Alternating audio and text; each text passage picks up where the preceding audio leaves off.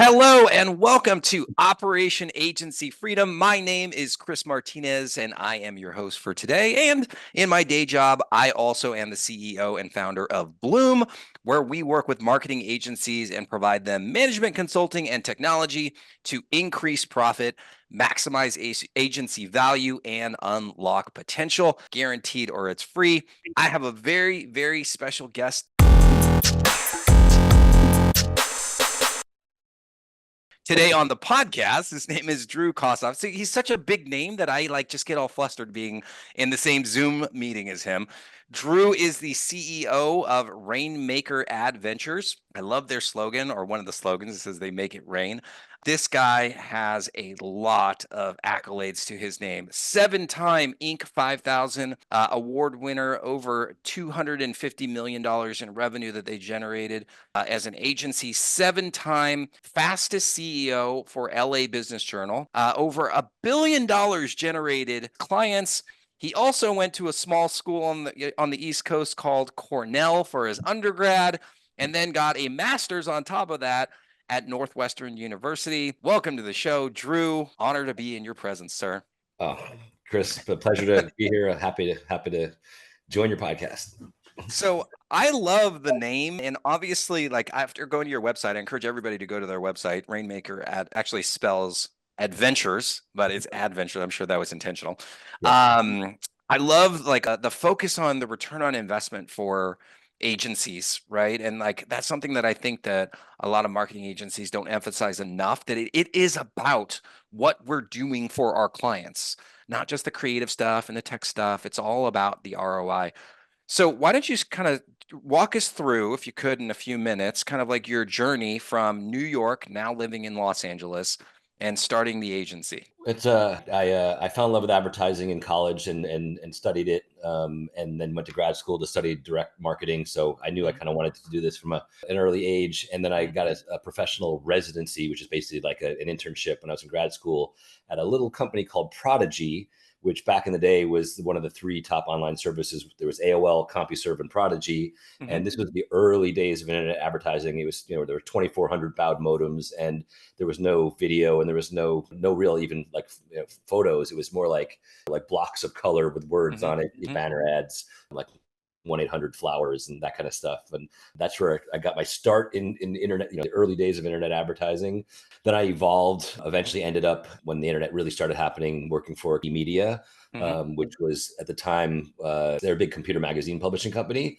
And they were one of the top 10 revenue generating sites on the internet at the time. We were selling advertising to Toshiba and Oracle and all these big tech companies that wanted to reach the readers of these, or basically the CTOs and 1,000 laptops at a time. And this is around what year? Like 97 to 99, 2000-ish. And so I was selling advertising and managing a sales team. We did $25 million a year in ad sales. Wow. Back then, which was a lot, back then. Is this back when the CPMs for digital advertising were like the same as newspaper? I was selling $150 CPMs. Oh my God. And educating people on what banners were. And Right. And then a friend of mine I just happened to know socially is a guy named Evan, brilliant mind, an amazing guy, and one of the original OGs in internet marketing. Yeah. And he had a business called Double Your Dating, which is helping men be more successful, in their dating lives. And he said, "Hey, something about advertising. Maybe you could help me buy some advertising." And so we actually had 2 business. I had a business together with him in the wedding space, and I helped him with his dating business. I was one of the early advertisers on Google. Back then, doing pay-per-click on Google and Overture, and sort of that was my start. And the name Rainmaker actually comes from Eben. He was born in Oregon, and his parents were hippies, and he had these very interesting approaches to business. That business is a meritocracy. I don't want titles. I don't care whether you're the secretary or the CEO. Anybody can contribute. And so it was great for the culture, but when you go to a meeting at a company and everybody had titles and none of us had titles, it was a little weird. So we'd go to a meeting and he would describe people, and he'd say, "Oh, Drew's our resident Rainmaker. He does all our advertising deals. And this guy's in charge of legal affairs." And so the Rainmaker name kind of that's where it started. And eventually when I left and started my own business, I was like, okay, I guess I'm the Rainmaker. when Yeah. we started a company with that name. And like you said, it's advertising ventures, but with the, adventures is a play because it's all a big adventure for me. Yeah. So that's kind of what led into Rainmaker. I was doing a lot of affiliate marketing back in the day, and then Google and a bunch of the places were not liking affiliates and were slapping and banning affiliates. So they seem to want to work directly with either themselves or their agency.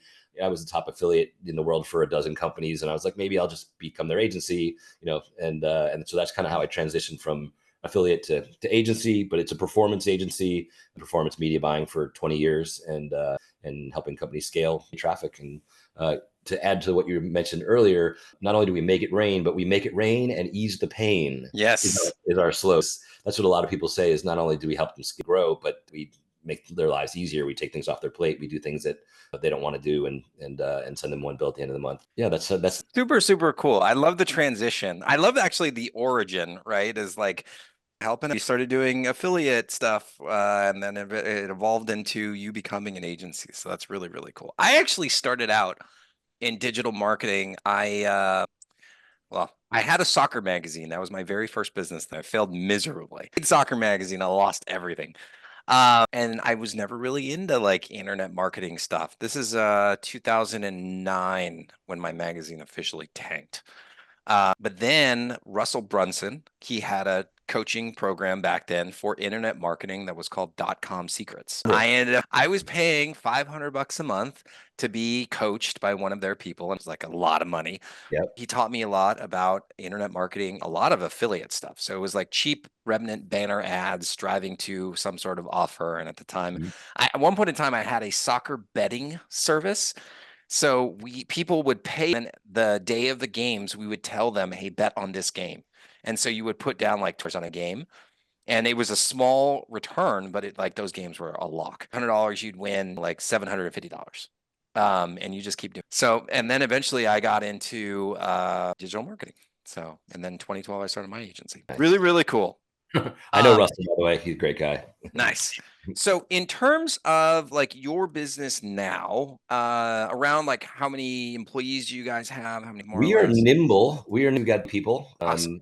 and we're a distributed, virtual company. So everybody works from home around the country, and people on East Coast, West Coast, from Florida to North Carolina to Colorado to Texas to San Diego. So over the years, like a lot of what we talk about on the show is running the business and making sure that you're building a business that not only is financially rewarding, but also helps to serve your lifestyle goals and things like that.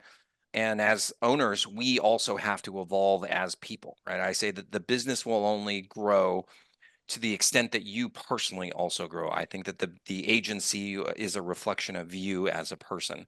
And one of the things that you brought up before we even jumped on was the power of essentialism.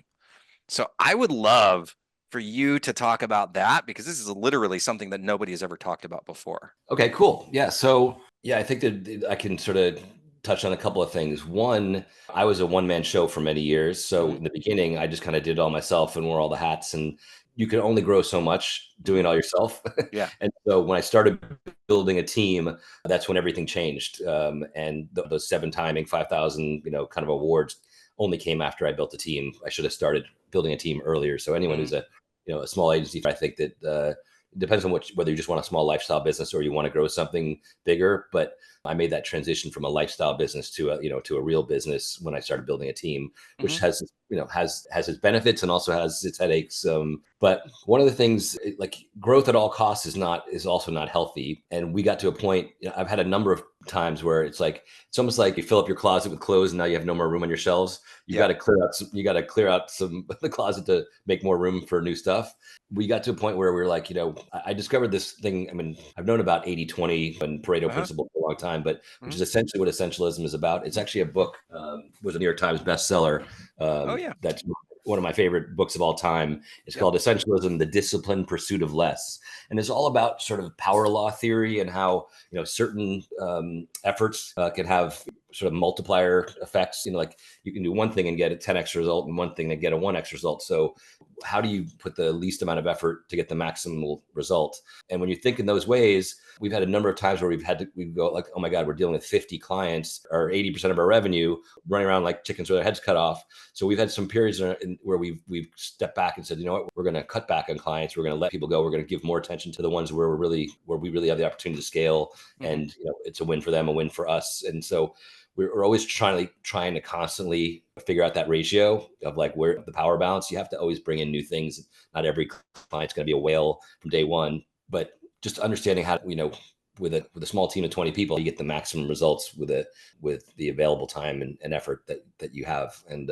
so that's kind of what it's about. And I'm just always, right. You just like, you put your head down and all of a sudden when you look up like, oh my God, why are we doing all these things that don't, that, are getting minimal results, or sometimes it's even percent of your problem. The flip side of that is 80% of your problems come from 20% of your customers. Sometimes 100%. You have a customer that is just challenging, and we've fired customers who are just like, you know what, they're not treating our people well, or they're not, they need way too much attention for the amount of money that we're earning. And we want a great culture in our company. We want to have great clients. We want clients who appreciate us. We want to be able to deliver and have an impact. So I don't know if that I can relate to what you're saying, because we have a lot of clients that come to us and they've grown really fast, right? And a lot of these folks, like I think the majority of our clients are first generation entrepreneurs. And so they've never really built a business, or a business that's doing $1 million, $2 million in revenue. And so they were growing really, really fast and learning as they go. And they're like, is this really what I want? Or they start to recognize that like not all money is good money. Not all clients are good clients. Right.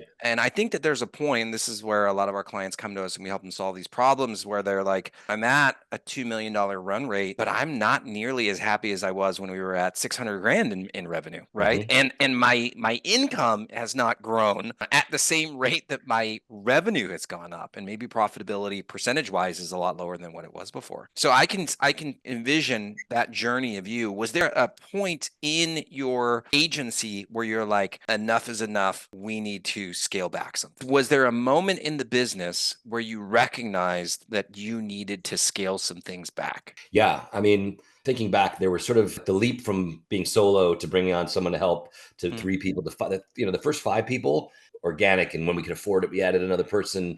And then, but going from like 0 to 5 is one challenge. Going from 5 to 20 is a whole different challenge. And in the beginning, you wear all the hats. And then even when you bring people on, you're still involved in everything that's going on. But eventually, when you have 50 clients and 20 people, like have your fingers in all pies, it just doesn't make sense anymore. That's why you build the team. And so letting go I think was a big challenge for me, like a bit of a control freak, Yes. allowing other people to do stuff and trusting them. And I'm sure it's challenging for a lot of entrepreneurs, but ultimately, even if there's no one person that can do all the things you can do, there are lots of individuals who can do things a lot better than you. Yes. Specific things. And so if you bring in these bring in experts in all these things, ultimately it's a much better than you trying to do it all yourself. So yeah. Most agency owners, or most owners in general, there's some element of trust issues that we have to deal with. Whether that, and we actually break this down, like there are psychological reasons why you have trust barriers. But one of the other obvious ones is that we have so much writing on this business. Like if the business goes south for the owner, or let me first explain the employee. If the business goes south and the employee loses their job, what are they going to do? Yeah, it sucks, but they can essentially just pick their life back up with another company. If the business goes under for the owner, we got a lot of problems. It's like not just the financial, the taxes, but like there's our reputation that's at stake. And then we could lose our house, and like, how are we going to feed our families? And so that environment will naturally create trust issues because you're so afraid, right? Yeah. And that's something that I think as an agency, you end up having to learn how to manage. I don't think you're always going to be afraid maybe that this thing could go under, but you learn how to manage it better. It's all about risk and rewards. Speaking of Eben earlier, Eben had years ago had shared this question. He basically said, the more successful you become more afraid or less afraid, less fearful. And you'd think once you become successful and you have a big company that you have less fear. But the fact of the matter is most people actually have more fear of losing it, more fear of if it goes under. There's a lot more at stake. Like you said, your house, or the debt. There's also lawsuits and things. People can sue you. Like you're taking all the risk as an owner that the employees don't have to take. And so that's why you get all the rewards, but you're also taking some risks. And it's hard. There's ups and downs in business. I've done it for 20 years. I've definitely gone through cycles of growth and cycles of there's no guarantees. You got to you have to have a lot of grit and stoicism is a great philosophy to help through the challenges, because it's not easy. It looks easy on the outside, but it's not. You have to really have the right mindset and and the, the ability to ups and downs. And Yeah, I think that running a marketing agency is one of the hardest things that you can do, not to take away from other businesses that typically are more difficult, but like, God, there's so many moving parts in running a marketing agency, and like what we sell is an intangible, and like managing client expectations and managing your team and like the types of people that we have to employ to make the stuff work. Like it's yeah. hard. Yeah, and listen, I like the idea of a lifestyle business so much I could grow. So I built what do they call it? A mid-market kind of company. Hmm. But I have some friends who run some much bigger agencies that they're gonna, they'll be the big, they have hundreds of employees, and they're on that path. That's not really a path that I want to go. I don't, I'm comfortable. I don't need yachts and jets. Right. I can live a very good life and also have some quality of life. So for me, I had to sort of find that balance. We did, we got to a point where we were doing too much, and made the decision to pull back and let's focus on the best relationships and the most scalable ones, and not trying to serve too many people, because then you're not able to serve the good ones either, right? Right. I've done that sort of twice in the business, and we're actually in that mode right now. Like we've pared back on the number of clients and are trying to serve our better, Hmm. and it's working for us. It's there's no perfect formula, but I don't want to have the stress and the having hundreds of employees and whatever, even if there's a great end of the rainbow. For me, I'm willing to make Yeah. for quality of life. So, but some people might feel differently. I'm really glad that you bring that up, because I think it's important, especially like in the environment of like, you gotta like, people call it like hustle culture. I think it's really important to recognize that businesses go through different phases or stages, and people also go through different phases and stages. And so, as an owner, we have the benefit of being able to align the phase of the business for our phase in life, right? And so, I think it's good and healthy that you recognize and verbalize that I don't want 200 employees. Like right now, we're kind of going through a similar thing, where at one point we had over 100 employees. Oh And wow. now, yeah, I mean, we've managed a lot of people, and like you talk about stress and like different layers of management, and like we've seen a lot of things.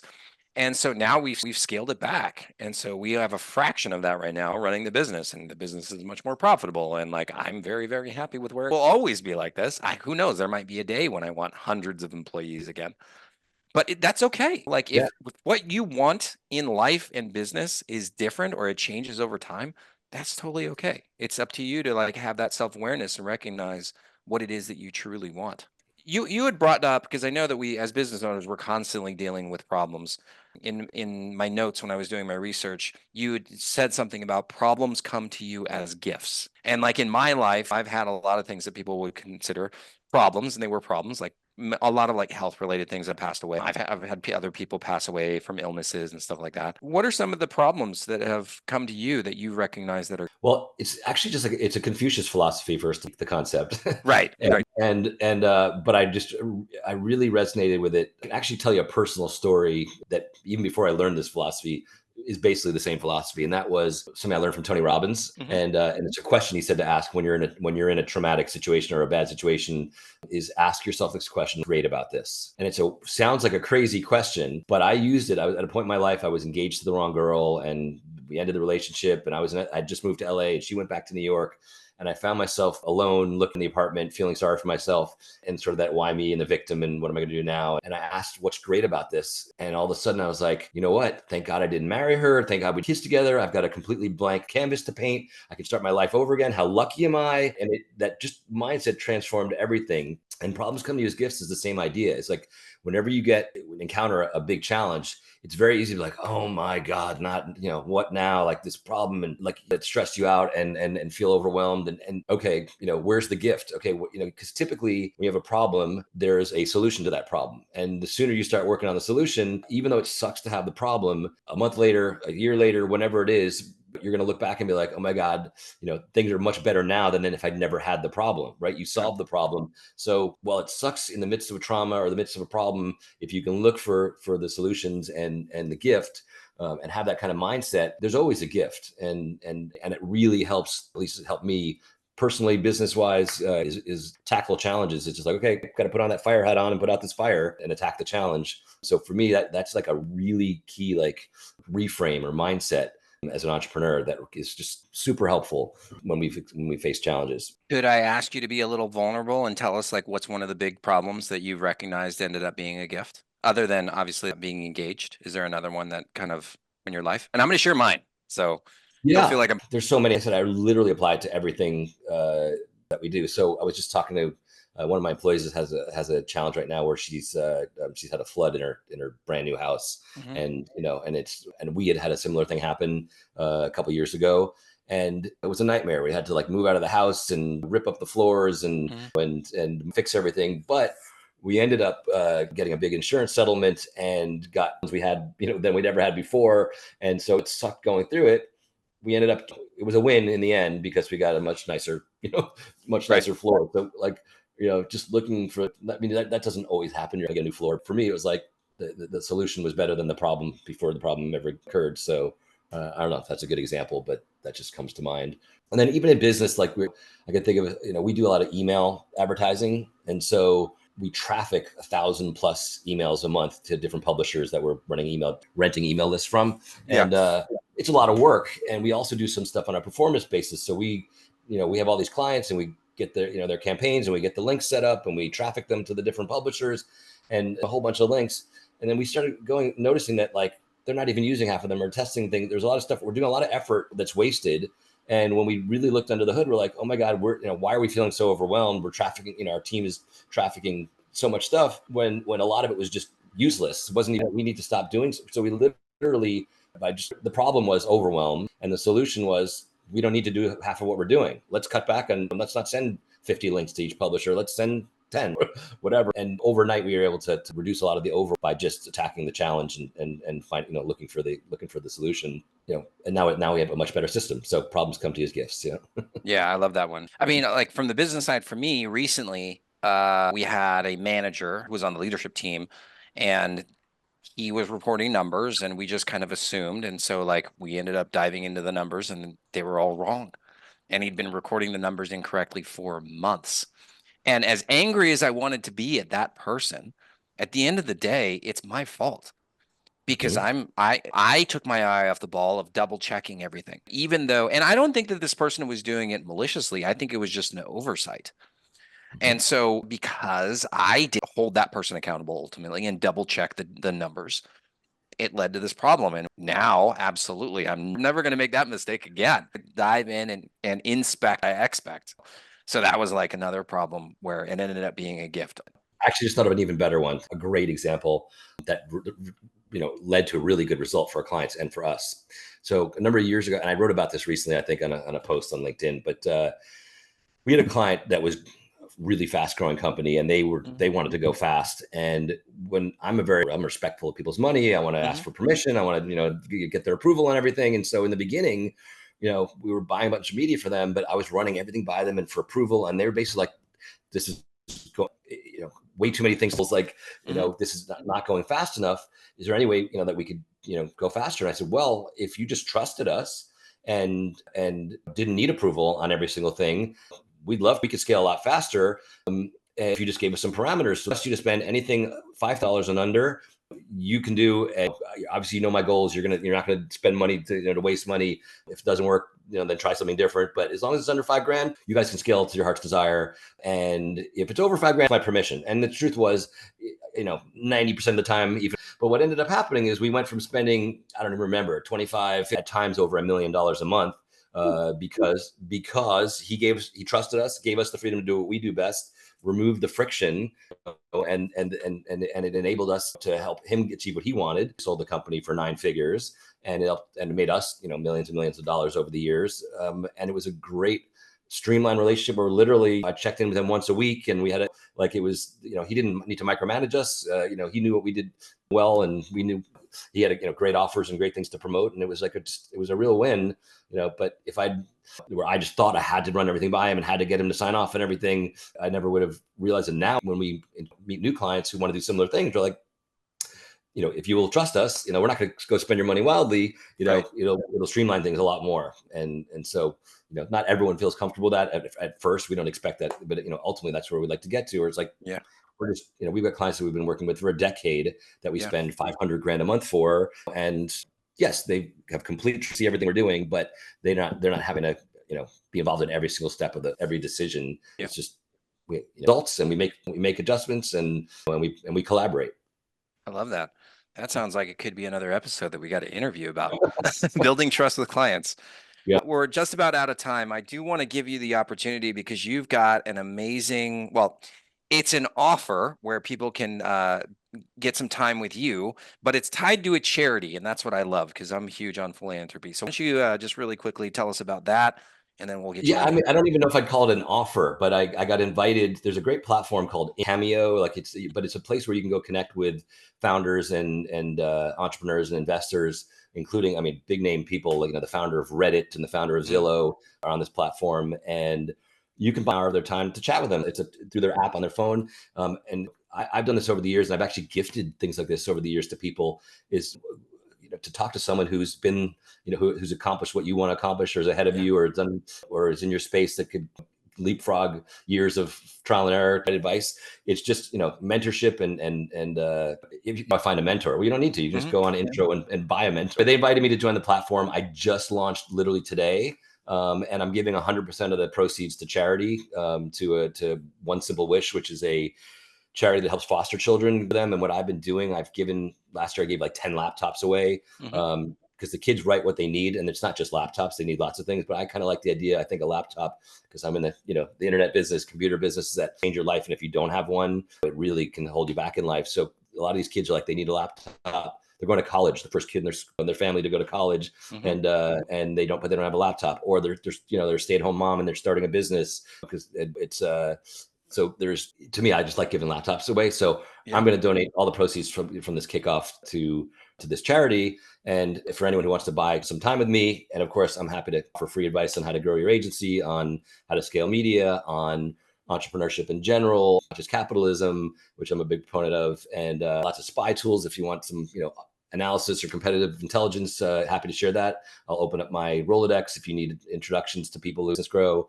So I feel like it's a win-win-win. You help me, help you, help some foster kids. And they just got to go to intro.co/Drew Kossoff.